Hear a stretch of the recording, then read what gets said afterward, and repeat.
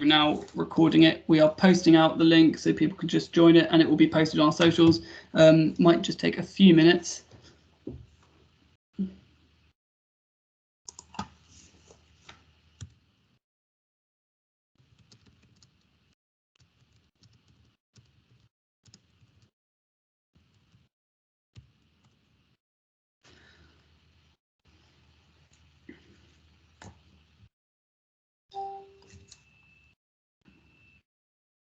Okay, we do have people joining now. I am really sorry about these delays. This is very annoying.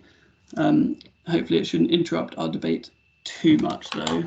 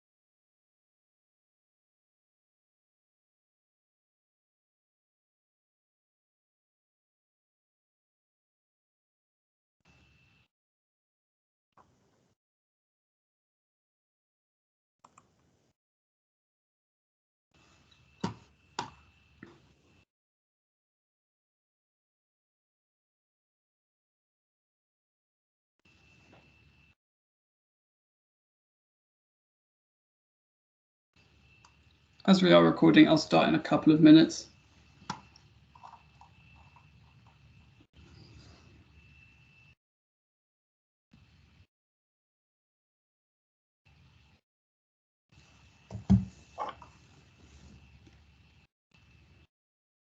And again, thank you to everyone who's joining. I am really sorry about these delays. Okay, links to MS Teams have been done.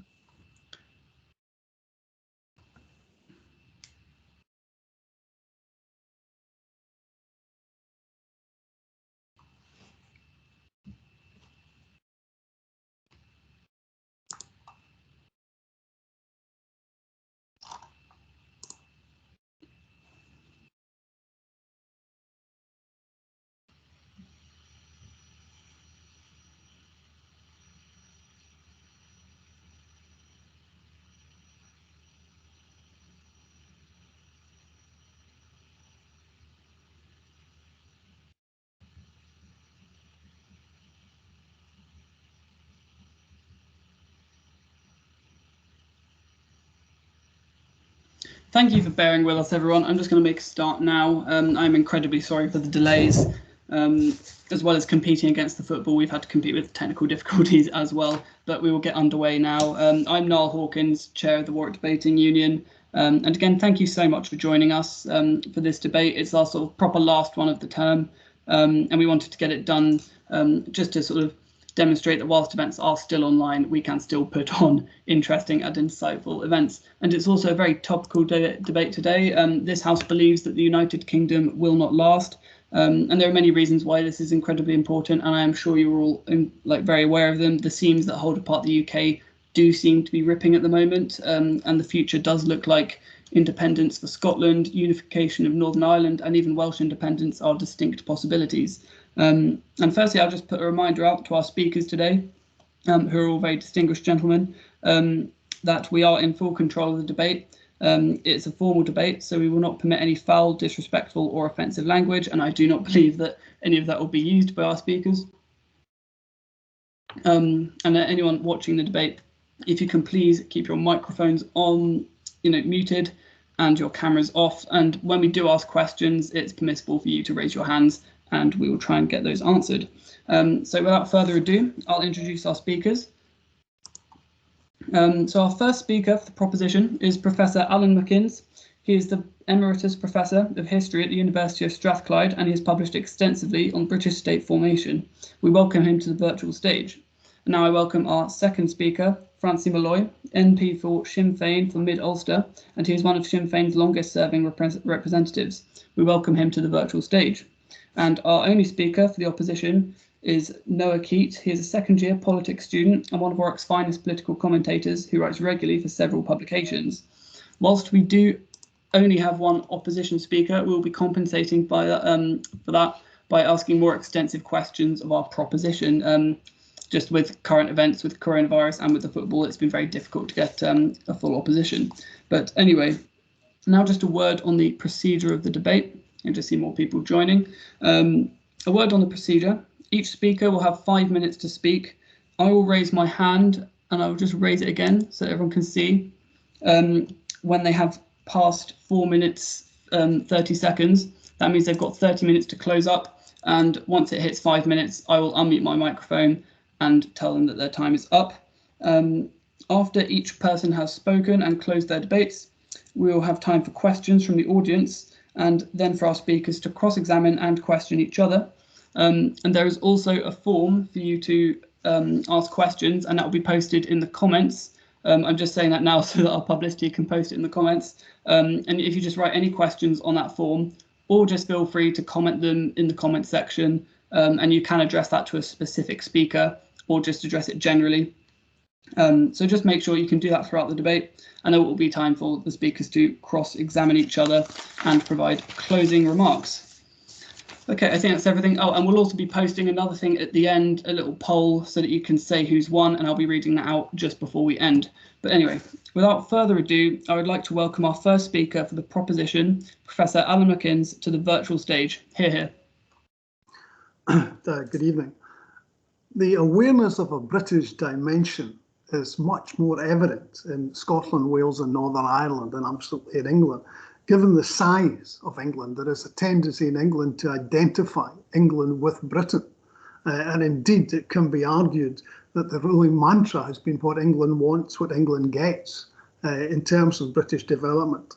The Union, since it was made in 1707, was made in and for England. The notions of partnership has been more a notion of lip service. However, the one area where it did seem to operate in the 18th and 19th and early 20th century was an empire, particularly for Scots on the make, and that gave the sense of a British empire. But that has fallen by the wayside since the 1960s, and that's really been the beginning of the sort of separation of interests detectable in Scotland from England. This separation was compounded by the Thatcher years, which wreaked industrial devastation in Scotland. Now, partly the evolution was an attempt to bring these interests together, but since 2007, the election of an SNP government, it has really gone the other way. And indeed, although the independence referendum first one was lost in 2014, this was not a once-in-a-generation event. Scotland has a right of self-determination, and there are no time limits on that self-determination that can be applied by Johnson and Gove and fellow gaslighters. The Edinburgh Agreement of 2014, under which the first referendum took place, accepted the principle that Scotland had the right of self-determination. This right was upheld by the Smith Commission in the wake of the referendum, and indeed the Scotland Act of 2016 has devolved electoral law to Scotland, which allows it to decide the content of that future referendum. And indeed in Scotland, unlike the arguments that will come from England of the sovereignty of Parliament, in Scotland the sovereignty of the people has got a long tradition based in claims of right. And most recently in 2018, the claim of right was legislated and accepted by the British Parliament. So this brings us to the situation of why the Union will not last. The big fundamental change since 2014 is Brexit. Prior to Brexit, the Scottish economy had particular strengths. Food and drink, energy, especially renewables, tourism, life sciences and IT applications, which range from gaming to space tracking. Now, these strengths have been systematically undermined by Brexit. the devastation from which will last long after the current COVID pandemic. Now, COVID itself has raised further issues through the British government's chronic mismanagement of lockdowns, international travel, and PPE, which is the British government has been responsible for some of the highest death rates in Europe. Now, certainly the successful vaccination programme, the Oxford Swedish AstraZeneca to the fore, has afforded a temporary get out of jail for Boris Johnson and his cabinet. But as the events of this weekend has been demonstrated, in that cabinet, intelligence is in inverse proportion to cronyism, privilege and social discrimination. We in Scotland can do better by controlling our own affairs and by working collaboratively with the EU, EFTA and on the wider international stage. Now, the mantra of the Brexiteers of bringing back control has been interpreted rigorously and relentlessly by the current British government as a process of centralisation in which powers accrue to the executive at the expense of the legislature and the judiciary, and above all, at the expense of devolved governments in Wales, Northern Ireland, as well as Scotland. The latter bodies are facing huge and unwarranted intrusion into their competence through the Internal Market Act, in which they were not consulted. Domestic ineptitude has been supplemented, if not surpassed, by international posturing on the part of the British government, through things like dodgy trade deals, superpower fantasies, lack of credible strategies to deal with climate change, cutting foreign aid but increasing arms sales, and above all, threatening the Good Friday Agreement by breaching international law. Indeed, the lack of moral compass of this particular government is hastening the demise of union. Now, in Northern Ireland, the demographics are favouring the opponents of the current union, as in Scotland, albeit the imminence of the marching season in Northern Ireland carries the more immediate threat. But the union is increasingly being maintained by coercion rather than cooperation through the promotion of muscular unionism. This is a policy that cannot be sustained. And I think at this juncture, I would like to stop there. Okay. Thank you, Allan. I was just about to put my hand up on the timer anyway. Thank you for your fine speech. And now we'll be moving on to the first speaker for the opposition, Keate. Here. Thank you very much. It's a great honour to be speaking in this debate tonight. Though I'm a unionist, I have a deep recognition and awareness that the future of the United Kingdom is uncertain and volatile. Indeed, I'm sceptical about the very survival of the Union of four nations because of the many threats it faces. I aim to briefly outline three of the biggest challenges facing the Union's future before discussing how unionists can seek to overcome these and win the political argument for the United Kingdom remaining as one nation. Firstly, nobody can deny the immense political success of the Scottish National Party. Winning every Scottish Parliament election since 2007, their 14 years governing Scotland has demonstrated continued widespread popularity among the Scottish electorate. Despite the electoral system being designed to prevent one party gaining an overall majority, the SNP's success in this endeavour in 2011 cannot be ignored. In May's election, they won 47.7% of the constituency vote, up 1.2% from 2016, with 64 seats in total. Combined with the Greens on 8 seats, there's a clear majority in the Scottish Parliament for independence, and Westminster can only deny the call for a referendum as illegitimate for so long. Similarly, Brexit has created a wave of challenges for the Union. That was one reason among many that I'd have voted to remain had I been given a vote at 16. Despite being famously backed by 52% of the UK, it was explicitly rejected by two of the Union's nations, with subsequent general election results showing little sign that the minds of voters in any of the four nations has altered. The SNP have been effective at creating this narrative of Scotland being removed against its will and have tried to use this to galvanise calls for a second independence referendum. More strikingly, though, is the impact of Brexit on Northern Ireland, not least it's the part of the United Kingdom geographically connected to the European Union. Despite the immense desire for no hard border on the island of Ireland, Brexiteer unionists have struggled to square this aim with the ambition for the UK to follow different regulatory and trade agreements internationally. The third way in which the Union is severely challenged is a general tide of populist rhetoric that has gained political traction and support across the democratic world.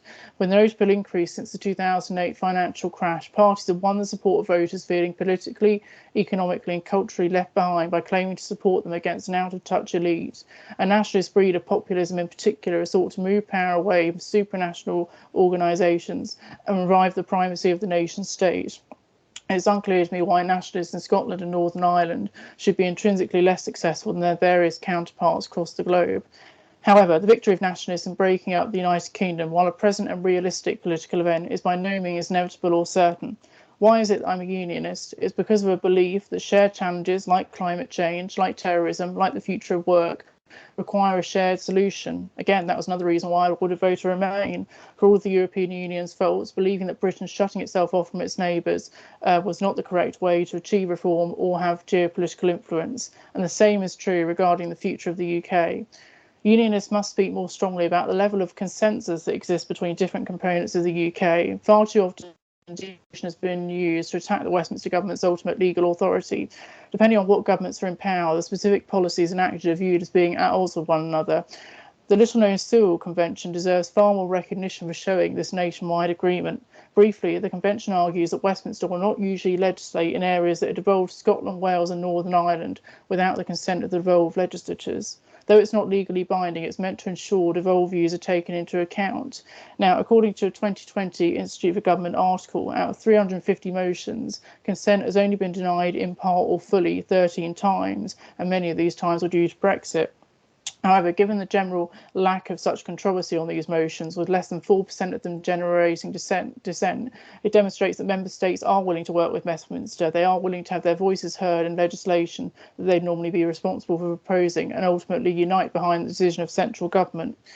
Now, sovereignty is one of the most prominent contemporary buzzwords in the political lexicon. In reality, even a supposed independent nation like the UK, no longer bound by the EU, will remain affected by the decisions that the EU makes. In a globalised world, every state is affected by the sovereign decisions of other states, and the Sewell Convention shows that all four components of the UK can have their voices heard. Now, although discussion of breakup of the UK has always been a part of our island story, Brexit has exacerbated that trend further, which has been caused by the Prime Minister signing up to a Brexit agreement, placing a trade and regulatory border down the Irish Sea. With Johnson's Brexit deal aligning Northern Ireland with the EU and England, Scotland and Wales separately, it's easy to see why the DUP are concerned. So what's the solution? Well, in managing Brexit, I think the whole of the UK should have joined a customs union until any future agreement had been reached. For all the flaws of Theresa May's agreement, her backstop proposal treated the entirety of the UK consistently, and it was endorsed by all the major parties in Northern Ireland apart from the DUP, and ensured no hard border on the island of Ireland or was down the Irish Sea. Now, while this would have prevented the UK from striking new free trade deals, such agreements weren't a top priority of voters, wouldn't reverse the economic damage of Brexit, and more importantly, are a secondary priority to protecting the economic and political integrity of the UK, something which the current Brexit agreement fails to do. When nationalists of England, Scotland, Wales or Northern Ireland make their arguments, it's important for unionists to hold them to account. Thank you. Thank you very much. We thank Niall for his fine speech. And I now move to invite Francie Molloy, MP for Sinn Féin, onto the virtual stage to continue the case for the proposition bench. Hear, hear. Thank you very much, and I'm very honoured to be taking part in the debate today, a very important debate that's happening at the present time. I started off in politics through the civil rights movement over 50 years ago, since the first civil rights march in the north of Ireland. And that was looking for very basic civil rights, the right of a job, a vote and a house. But the Stormont state, or the British state, could not or would not concede those very basic demands. And so the civil rights campaign continued to fight for the demands. And really, when you looked at it, it was fighting for the same rights as anyone in England, Scotland or Wales, but they were denied in the north. And basic for it was that it couldn't concede those very basic demands because the north had been built on force and the threat of force. The enforcement of arms, the state itself was brought into being by the force of arms and by the threat of arms from the Ulster Volunteer Force and from leading Conservative MPs at the time that actually cemented the idea of partition and a northern state. 100 years ago, the British government decided on partition and partition the island, as they'd done in so many colonial states where they divided and conquered in order to actually maintain control. And that happened in the north.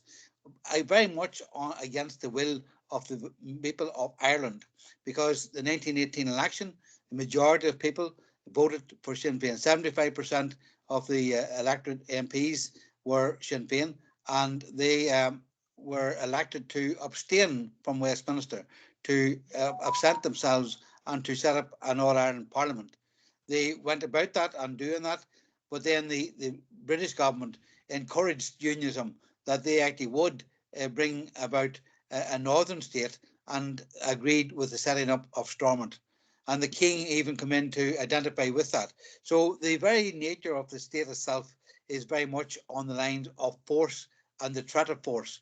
The murders and mayhem that happened, the setting up of the B specials, all of that meant that the state wasn't a normal state.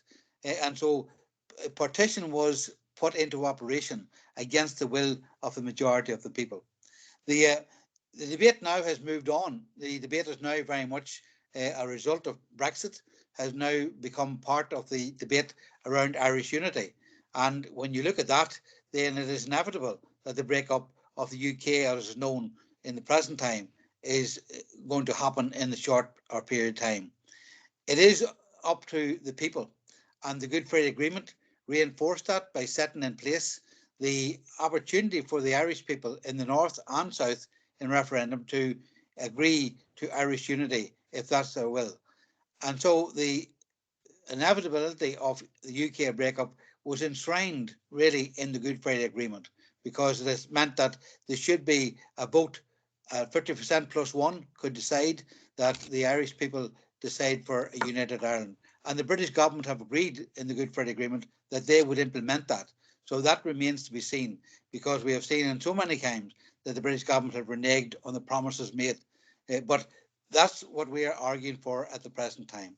But this debate is not about Sinn Féin. This debate is for the Irish people to decide when, and we are saying that the debate should start now to make sure we don't have another catastrophe like Brexit, where people didn't know what they're voting for, didn't know what the consequences were.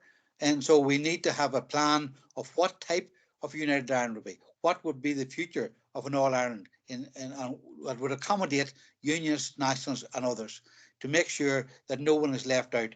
It must be all-inclusive, and so all of the people must have an input into that. And we call on the Secretary of State to act on that and implement fully the Good Friday Agreement.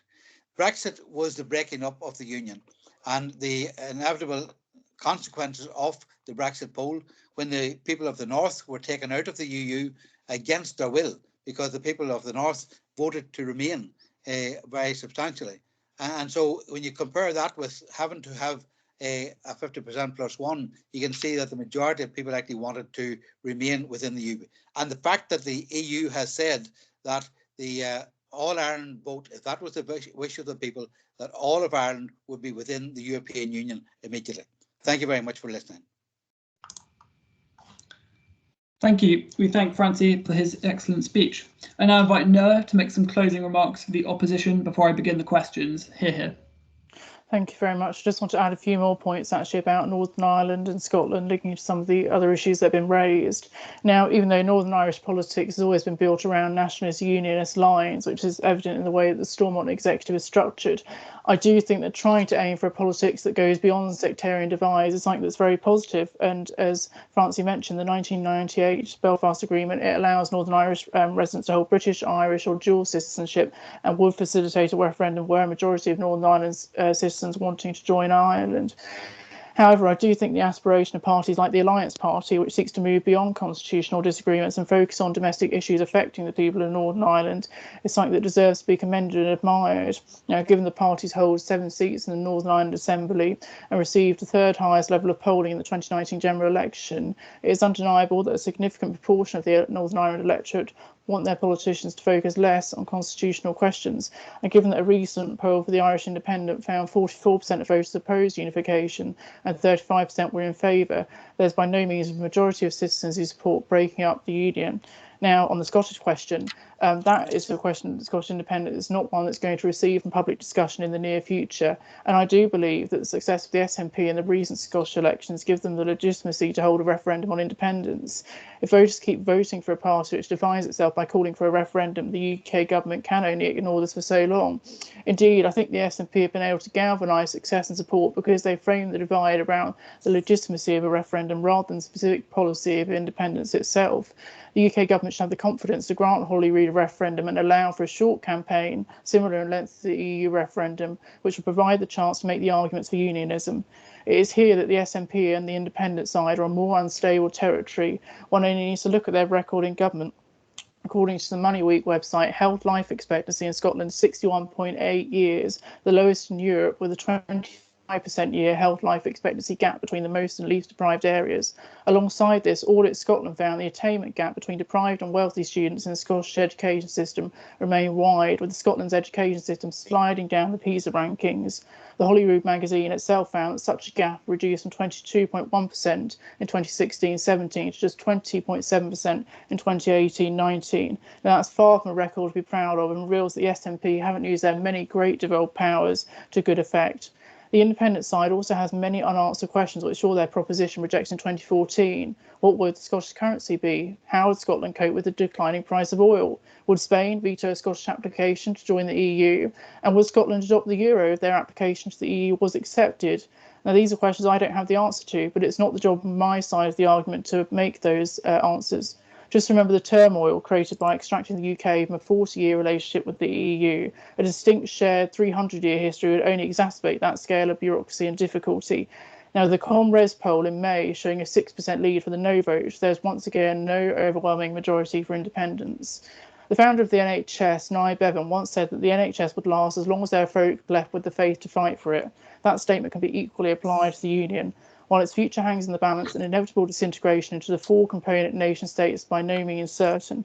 It's up to the proponents of independence in Scotland, Northern Ireland, Wales, and even England, respectively, to set out their case for independence and breaking up the UK. Unionists must then hold their statements to account, scrutinise them intensely, and also set out a positive vision for how, entering an uncertain global future, the United Kingdom can still work together as one united nation. Thank you very much. Thank you, Noah, for those excellent closing remarks. And now we have time for questions, but I will also open the floor up to our speakers for the proposition if they would like to respond to anything that Noah has just said, or if they have any questions to begin the cross-examination. And if not, I'll begin with some questions from the audience, and reminder to the audience that you can use the form in the chat section to fill out any questions, or ask directly in the chat, or just raise your hands. But anyway, is there any time for cross-examination? Would our speakers of the proposition like to continue and respond to Noah?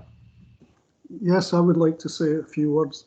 First of all, Noah tries to suggest Britain as a nation. Well, I can't speak for Francie, but I think, speaking of the Scottish side, I don't think we see ourselves as members of a British nation. Britain is a state we recognise, but not necessarily a nation. The Welsh and the Irish would probably agree that nationhood is not necessarily tied to statehood. And likewise, I'm not here to defend the SNP, but I would like to see that there are differing reports about performance on education and health. And if we compare them with the performance in the current union, it still stands quite favourably. The performance in health, and indeed the most recent report coming out of the Parliament, suggests that Great Britain is actually one of the poorest performing nations economically for its citizens. And so we have a variety of reports, but it's what people feel and interpret these reports. And nobody would argue that there are not challenges. Nobody would be suggesting that Scottish independence will lead to a nirvana, but it certainly is things that have to be worked for. And I think that most people in Scotland are coming round to the view that what we have is inadequate. We can do better.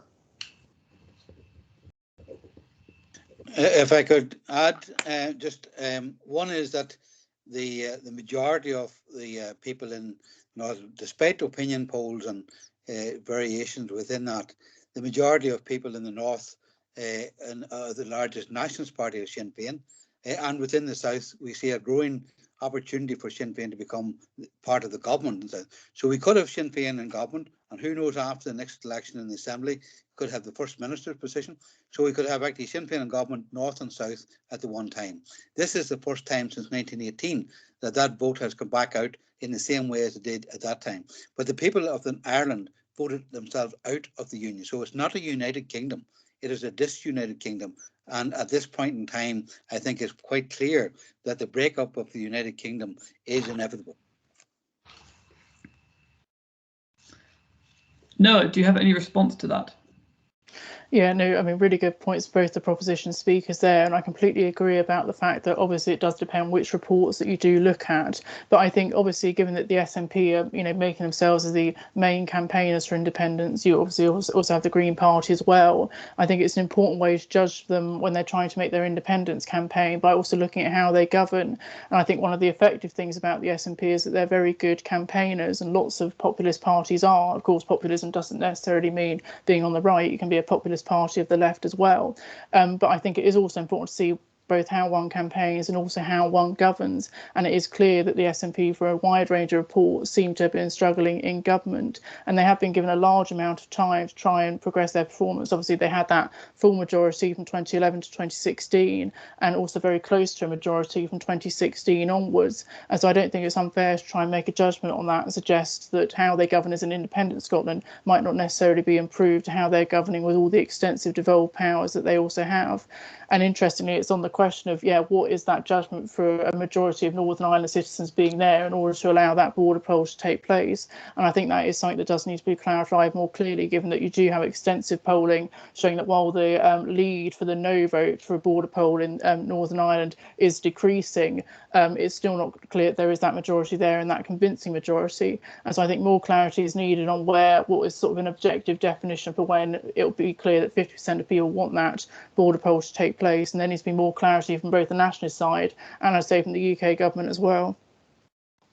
Thank you, Noah. And I would actually just ask our speakers for the proposition whether, if a government in Westminster did adopt a more conciliatory tone in the Union, whilst we might be talking of inevitabilities now, whether if government in Westminster did actually try and adopt a more conciliatory tone. And I noticed, Allan, as well, in your speech, you talked about how we were seeing muscular unionism. But what if we did see a more conciliatory government? Could that quite quickly end many of the cases for separatism that we are seeing right now? I don't think so. I think there is a tide of history. I think the tide is going. The difference just now is that you have a very kickback against Scottish nationalism, very much through muscular unionism, but increasingly that is putting emphasis in coercion. People will not stay in a union if they don't want to, but the government is trying to force through changes, trying to intervene and take power. It says bring back control. I don't think anybody in 2016 thought it was to bring back control to boost a Tory executive in London. And I think that is the big issue that's arising here. And it is arising, it's also their performance. And if we're looking at performance of government that Noah has raised, and I think is a very, very legitimate point, but it's got to be set against the performance also of the British government, which in some cases has been quite frankly abysmal. So therefore, use phrases also, you're using phrases like separatists. Many Scots would say we want back to join the real world. We're very envious of what people are doing in Ireland and Scandinavia. We'd very much like to be part of that. Thank you very much. Francie, do you have a point to make here? I think the big issue is, as I say, that the people have to be part, as Allan said, people want to be part or want to be part of a united kingdom if it is to survive. What people are showing is that they want their individualism. In the Assembly, for instance, in the North, devolution has failed because the British government control the purse strings. And it basically is a block grant to the Assembly for to divvy up themselves. And the British government continuously, with repressive moves around financial control, have actually been able to siphon off the money and fine the Northern Ireland Assembly whenever it actually took welfare issues and tried to challenge the welfare cuts and brought in legislation. The British government actually penalised them for doing that. So if it's a real devolution, then the people should actually have the right to say what they want. And within the All Ireland structure, the partition of the past has meant that the island has been divided, looking north, looking south, and two of everything. Whereas at the present time, we need one health service, one education, one structure to actually manage the island of Ireland, and not two of everything. Thank you very much. And now I have a question for everyone, and we'll see who wants to answer first. So I would say in the last 10 years, we've seen two pretty major crises, one more constitutional and one with more sort of social impacts, but nonetheless heavy political impacts. And this is, of course, Brexit and the COVID-19 pandemic. And with these events, would you say that they have merely just exacerbated current divides, as we're talking about maybe the inevitability of a disunited kingdom, or have they just created discontent for change, and actually it's more sort of rational that people would want change, and that before these events there was just far less appetite? Again, I like to drive home the point that Scotland is the one part of the United Kingdom, along with Northern Ireland, but Scotland emphatically so, voted 62% to remain. That has been a huge change. That's a huge shock to the system.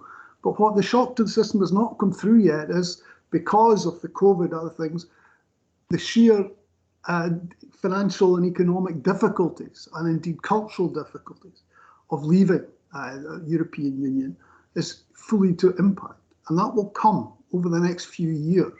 And it is causing havoc to the industrial situation in Scotland, the commercial situation, etc.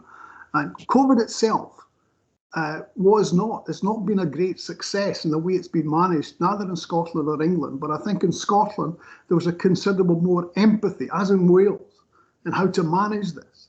And I think that clearly, to the point I made earlier, the vaccine programme has greatly helped and got Johnson out of jail, but his handling of it has been grossly incompetent, as I hope inquiry will find out in a couple of years' time. But in Scotland, we get a feeling, I mean, we talk about, Noah makes a very good points on some of the governance, but increasingly most Scots would say the government has handled the situation considerably better, and indeed most polls would suggest in Scotland that they're happy with the way the government has handled it compared with the way the British government has handled it. Thank you. And just before, if Noah has anything to say, I'll remind everyone that we have now posted a poll in our chat. So anyone just watching at the moment, please use that poll and just fill it out, so we can have a rough idea of what the audience thinks about who's won the debate. And in about 10 minutes, we'll announce the results, and we will finish up in about 10 minutes after a few more questions. But Noah, would you like to respond to that? Brilliant. Yeah, can I respond to that question, then just pose a question to both Francie and Allan each? Yeah, that's great. Yep. So obviously, yeah, Brexit, COVID have both been huge issues. I say Brexit has been a far greater issue for trying to fuel the idea of independence and the potential breakup of the United Kingdom, mainly because, as has already been stated, the fact that two components of the United Kingdom did not fully vote for it, and so therefore that's created more of a legitimacy for the notion of independence. Now, Sinn Féin would have always supported Irish unity regardless of the vote for Brexit, just as the SNP would have always supported Scottish independence, but it's created that idea of a legitimacy that I think has created, been sort of fueled that idea of division. With COVID, I think you've seen far more a sort of rally around the flag effect. We saw that in May's elections with success for Labour in Wales. Plaid Cymru did reasonably well, but not brilliantly. Success for the Conservatives in England, and then the success for the SNP in Scotland. So I think for there, it's been more about a support for the status quo. And I think maybe one of the reasons that people have regarded Nicola Sturgeon's handling of it as being more effective is, yes, she is obviously more of a competent leader than Boris Johnson. I can say that as a unionist and sort of still hold both those statements as correct. But I think it's also linked to the fact of who you're seeing on television each evening, and the fact that Nicola Sturgeon was giving those press conferences, I believe, was sort of deeply important to that. So just a question to both the proposition speakers. So to Allan, I sort of feel what you're saying is sort of really brilliant points, but it does seem like you're making more of a sort of political, trying to highlight a political difference that you have with the Westminster government rather than a constitutional difference. And I just get the feeling that, say, if someone like Tony Blair or Gordon Brown was in power, both of whom was huge supporters of devolution and indeed set it up, your opposition, you might still support Scottish independence, but I just get the feeling that the strength of your opposition to the existence of the United Kingdom wouldn't be as strong. And so I wonder whether you think there is that sort of political difference there, and that is a legitimate statement to make. And also to Allan, just as a quick point, sorry, you've spoken a lot also about wanting to rejoin the EU, and I wonder whether were to rejoin the EU, would that mean you'd support joining the Euro, joining the sort of Schengen area, not having any sort of rebate at all? What you think the logical conclusion would mean for Scotland from rejoining the EU? And then just a question to Francie. You've spoken a lot, I think, really brilliantly about the idea of unionists and nationalists needing to come together and being involved in the political discussion and shaping the future of Ireland and Northern Ireland. And I think that's a really good idea to have people together and trying to build the conversation. But if you believe that to be the case, then why won't you and the other Sinn Féin MPs take their seats in Westminster? Because if you look at parties like the Scottish National Party, parties like Plaid Cymru, both of them want independence for their respective member states, but they at least accept that while they're part of the UK, the best way to shape that discussion is by going to Westminster. So I wonder why you and your colleagues won't go and sit in Westminster. Thank you very much. Okay, come back in various interesting points you've made there. I think that looking at Scottish politics, what's actually happened is Scotland is, in a way, the 19th century it was dominated by the Liberal Party, the 20th century by the Labour Party. That dominance now seems to have shifted towards the SNP. And that was initially at the expense of Labour. Indeed, Blair and his performance in Iraq, and then subsequently Brown, and even over the financial crisis, did not get the same kudos in Scotland as they got in England. And it led to a gradual dissolution. Tory austerity has taken that further. The constitutional issue is a means of, if you like, changing the way we're governed. But what really matters is how you're governed. But the constitutional issue is vital in getting a better government in the eyes of many Scots, as indeed it will be in the eyes of many Irish. So there is this issue. Now, there is no fear among the Scots on the side of joining the EU. It's not, we have, you've made very good points, Noah, but, the other issue to arise is Scots don't necessarily regard, as they do in England, the euro as a weak currency, as a bogeyman, or Europe as something. And likewise, there is also people in Scotland who would argue that the first thing to do is join EFTA and then move into the EU. And that is a debate that's taking place. And there's also needs to look at things like currency and such things. And indeed, I would make a point, and this is not a whole weakening the argument, but making it a bit broader. Within Scotland, there is a vigorous and growing yes movement, not necessarily SNP, but a yes movement, and wide-ranging discussions on issues and strategies for independence based on the notion of the sovereignty of the people. However, and this is a big however, the current devolved government seems reluctant to do the groundwork necessary to harmonise policies on pressing issues of currency, banking, pensions, borders and industrial strategy within the context of the climate change. The current government is, you could argue, more given to dithering in this issue. And I think once the dithering is over, so will be the union. Yeah, in relation, thanks for the question, Niall. Basically, in relation to the question of attendance at Westminster, to go back to the 1918 election, the majority of people in Ireland voted for independence and voted with a very clear policy from Sinn Féin at the time to set up an Irish Parliament and to set up its own Parliament for all of Ireland. That vote wasn't respected by the British government, and in fact they forced partition on the island, despite the fact that the majority of people had voted for a united Ireland at that particular stage and for abstaining from Westminster. So Sinn Féin have continued to take that seat, that particular position, and it's largely because one is the oath of allegiance. It'd be very right for Sinn Féin to take an oath of allegiance to a British Queen, that they would be give allegiance to a British Queen, and at the same time look for Republican identity, looking for an Irish independent state, and break away from so there's no loyalty. I have no loyalty whatsoever to a British Queen. She can be within her own country, but certainly has no respect or no issue within Ireland, or no control in Ireland. So I will not be taking my seat in Westminster because, and secondly, what we want to be is debating the future of Ireland, debating the issues, in fact, in Ireland, not to be in Westminster debating English legislation. There's no purpose in being there. And at the majority of MPs that do attend from here, they get a 5-minute slot on a Wednesday for question time, and that's it. They have no other input into the British structure. So we don't want to be part of that there. We will attend Westminster. We have offices in Westminster, and we do provide the constituency service at local level for our constituents. And we also have the office in Westminster that actually is managed by Joe Dwyer. So all of that there we will do, but we will not be taking our seats in the chamber. Thank you, Francie. I'm just going to move on to some questions from the audience before you reveal the results of the poll. And we've got the first question from Hannah. Thank you, Hannah. And this one is for Allan. So would you agree with unionism in principle if there were to be a different arrangement to the current one? And I would also ask, maybe to sort of think from the other perspective, as it were, what benefits could there be for the people of England if if Scotland did become independent? Please, Allan. Well, I think people are looking for other arrangements, but federalism is a non-starter and has been a non-starter since the 19th century. When power over issues like foreign policy and international alliances rests with Westminster, that will not be adequate for thought. The actual, but there is generally, I mean, there's not an attempt to sort of be anti-English in this. It's a question of trying to work out arrangements. And if Scotland moves and gets its act together and does become independent in the next 5 years, 10 years, the next decade, the big thing for England is that we'll be able to focus on issues like social justice.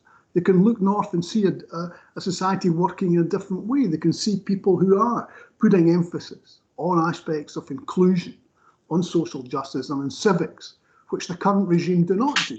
And therefore the departure of Scotland from the United Kingdom could be a stimulus to progressive movements within the rest of the United Kingdom. Thank you. And we have a question. Someone's raised their hand. Michael Owen, would you like to ask your question, please? Sure, thank you. And thank you very much for the points that have been raised. They're very interesting. I had kind of 2 or 3 little points. One with a question to Francie and Allan on what you thought the impact would be on Scottish nationalism if Northern Ireland joined Ireland, and then vice versa. What would the impact be on Northern Ireland if Scotland did go independent? Would that kind of increase the nationalist sentiment in the other country?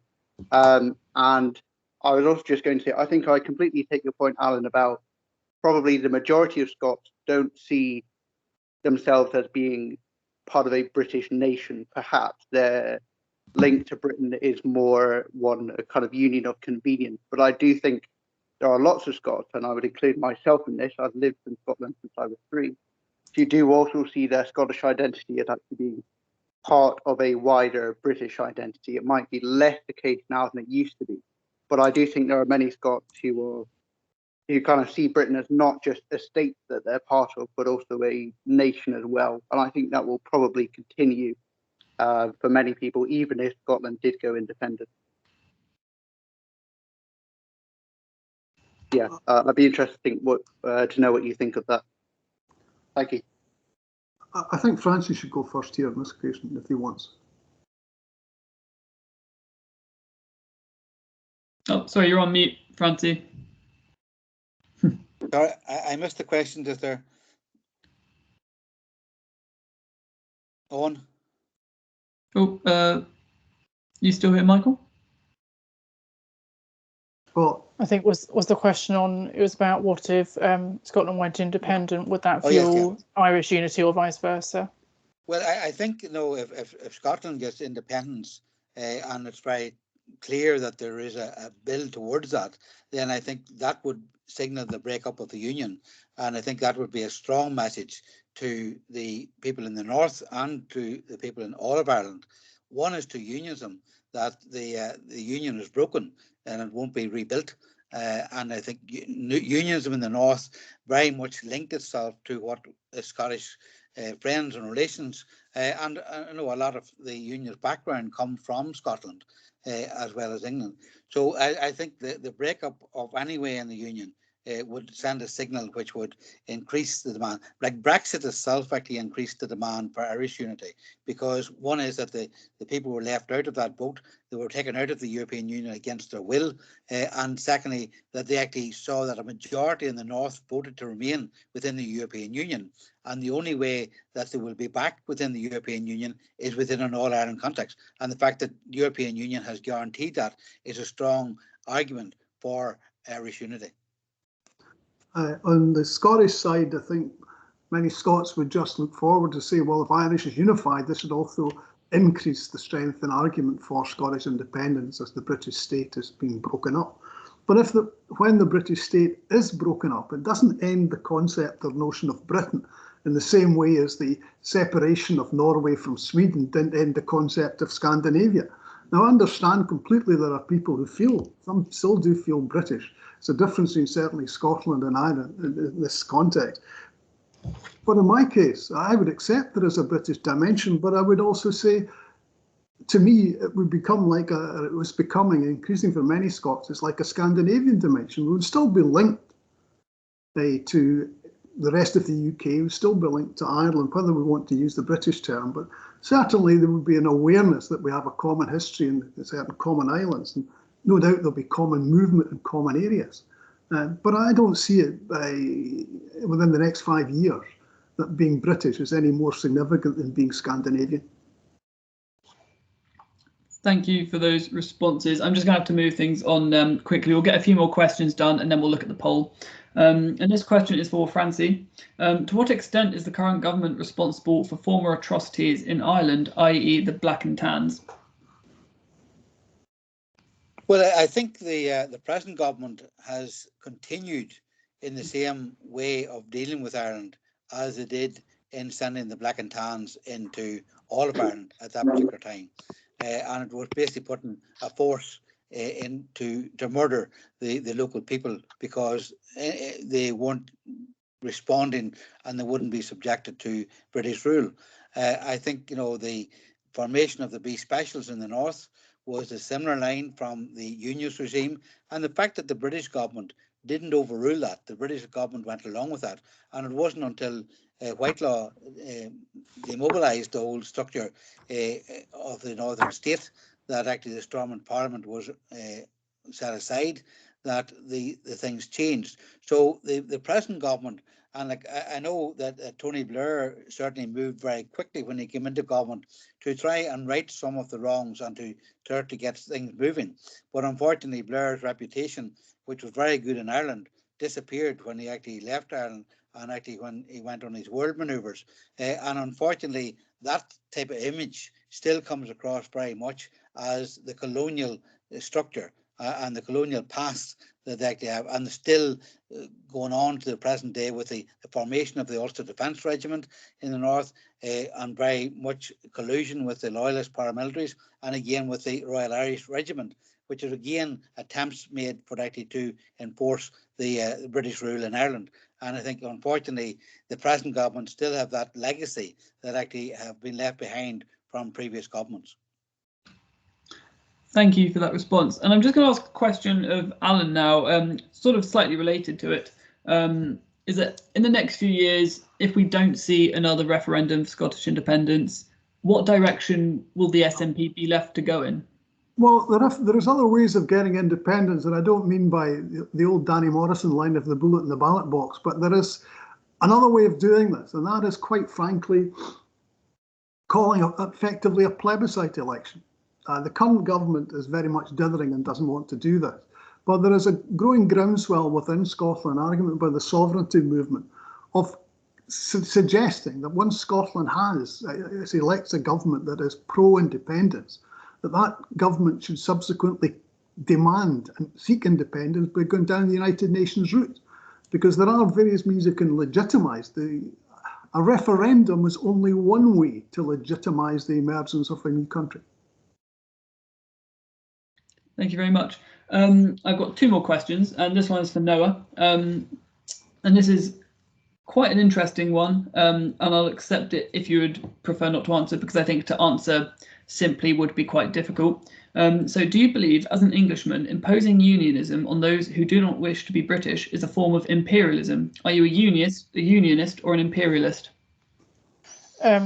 I'm a unionist because I've said explicitly that I think the SNP should and Scotland should be allowed another referendum because of their results in the 2021 general election. And the thing I'd find interesting from Allan is what if this referendum did take place, say, next year, and the SNP lost it again? Obviously, you said that there's no sort of time limit, the whole once in a generation thing that you mentioned. And I'd be interested to learn if that legitimate referendum was granted and lost for a second time, what the SNP would do next. And I've also said in response to sort of Francie and looking at the issue of the island of Ireland, that when there is that clear majority there and actually that clarity is needed on what is a clear majority for both the UK government and the nationalist side, a border poll should be allowed to go ahead. So I'm actually very pro-referendum when they're voted for by people in elections. So I'd say I'm definitely not an imperialist. Thank you very much. And if Allan or Francie would just like to respond to that, and then I'll ask the final question. I think that there will be another independence referendum, but there also, as I suggested, there are other routes. And I think the Scots will increasingly mobilise towards this. The current government will not. The current Scottish government has, if you like, has its jacket in a sugary peg as we stay up here because it's dithering. It has to decide. It has made an effort now by appointing a very top politician, White Russell, to bring this movements together. But what there is in Scotland is the Yes movement is wanting to push on, and the government movement has got the brakes on. But it is not also just a question of permission. We do not need permission. It is a question of agreement and consent. It is not as if we are in a colonial situation that we must ask England for permission. Far from it. We have to work together and come to a general agreement, very much similar to the Czechs and the Slovaks, perhaps. But we have to realise that it's not just in the purview of Johnson and Gove to say yes or no. The right of self-determination would best be solved through an independence referendum, but that's not the only way to go ahead. There are plebiscite elections and other possibilities. But where I would be in common ground with, there's got to be a groundswell for this, and there's got to be clear evidence that that's a direction of travel in Scotland. And that evidence has got to be reinforced, and that is the immediate position in Scotland. There is a need to reinforce the case for independence by dealing with all the issues that lost the vote in 2014 and indeed dealing with where we're going to go in a post-Brexit world. Yeah, and I think also unionism is quite a legitimate cause within it. And certainly I think, within Ireland, we want to see the unionist population, of those who term themselves as being pro-British at the present time, being part of an all-Ireland government. In the way of elections are going in the south of Ireland at the moment, they will be part of a coalition government, no matter how it goes, because of the size of a vote they actually have in the north. So we would see them as being a major player within a coalition government in all Ireland, whereas they will only ever be used by the British government in the same way as the DUP were used to prop up a government. And as soon as that government no longer needs them, as what Johnson done, they'll just cut them adrift. So we want to see that part. The other thing is the people who are holding up the referendum in Ireland at the moment is Brandon Lewis, the British Secretary of State. He is denying the people of the North the right to a referendum and also the right to discuss the way forward, so that we do have a proper discussion about the future of a referendum in Ireland and what type of Ireland is, instead of actually getting into the problems that we get into around Brexit. So we want Brandon Lewis to call that, to set up the structures to debate that and have the proper discussion on a referendum for Irish unity in the near future. Thank you very much. And now I'll just ask this final question, and I'll just ask you to keep your answers brief. I think it will be a nice little summary of events for your answers here. And this is just for everyone. So you'll each have a turn to answer. To what extent is this, the breakup of the union, a question of when, not if? There is an aspect of hope and aspiration here. For those of us that wish to have it broken up, we hope it is a question of when. But we have to realise we have to carry the people with us in Scotland. In that case, there is no guarantee at this moment in time. It still feels about 50-50. So there's a lot of work to be done. And a lot of work has to be done in preparatory and dealing with issues I've raised earlier, currency, banking, borders, etc. People want to know what type of Scotland they can expect to live in. And they have to be given accurate and reasonable information on this. and what type of wider European and international contacts we're going to have. So if the current Scottish Government continues in office and doesn't put in the work, it will be a question of if. But if it does put in the work, stops dithering, it is a question of when. Yeah, and I think in Ireland's case, it is a question of when. One of the problems is that Ireland was probably one of Britain's first colonies, and it probably will be one of its last in that situation. But we do need to have that proper discussion, and I think the discussion that's happening in the present time is around Irish unity. That is the key discussion that's happened north and south with unionism and with nationalism. So we want to build that structure which will make sure that debate is conducted in a proper way and that people have a design on how they want to see Ireland maintained and ruled in the future and ruled by the people. Yeah, it's fascinating. It is so volatile. That's what I said in my opening statement. I think it really is sort of both sides to play for. And again, you see that in the opinion polling. Obviously, some more reliable than others showing and neither a massive side in favour of remaining together or separating, especially in Scotland and Northern Ireland. I think the key for either side is bringing the people along with them. And I think actually for the question of Scottish independence, both continuing to deny a referendum and holding an unofficial referendum would both be some of the worst ways for the nationalist side to go about achieving independence, because it would reduce that sense of legitimacy in the international community and actually could make it harder for Scotland to join the European Union in the future, because it only takes one current member state to veto their application. And for the question of the island of Ireland as well, I think it is about trying to have that discussion. I think it is about having clarity about when it becomes clear that the majority of people want to join the island of Ireland, and again trying to win that argument. And I think what unionists need to do is stop being so afraid and assuming that if a referendum takes place and it is lost and the nationalist side are going to win. Instead, I think they should be willing to say, let's have that referendum and let's actually make that argument for unionism and expose the flaws that are in the nationalist side. Thank you very much. And I would thank all of our speakers for speaking so well today. It's been an incredibly interesting debate, and I'm sure it's left many of us with a lot to think about regarding the future. And before I reveal the results of the poll, I'll just say that next Wednesday we will be joined by Jacob Rees-Mogg at 7:30 in the evening, and we'll be doing first of our sort of new speaker series events. And I will be sending Francie and Allan invitations to that as well, so they can watch. I'm sure that will prove to be a very interesting event. And I will definitely be raising some questions about unionism with him. And now on to the results of this debate. And it's quite unanimous. 72% of the respondents said that the proposition, so Allan and Francie, have won the debate, with 28% saying the opposition. So congratulations to Francie and Allan. You both put your case very well. And of course, congratulations to Noah as well. And thank you again for attending. Yeah, it's been a great event, and we'll be posting a recording of it onto our social media pages in the next few days, and I'll also send that to Francie and Allan as well. Thank you so much, everyone. Thank you for joining, and you can catch the rest of the football now. I think it might still be 0-0. So, you know, great news all round. Thank you again, and yeah, goodbye. I will stop recording now. Thank you. Thank you all. Thank you much. Thank you, Noah. Thank you very much.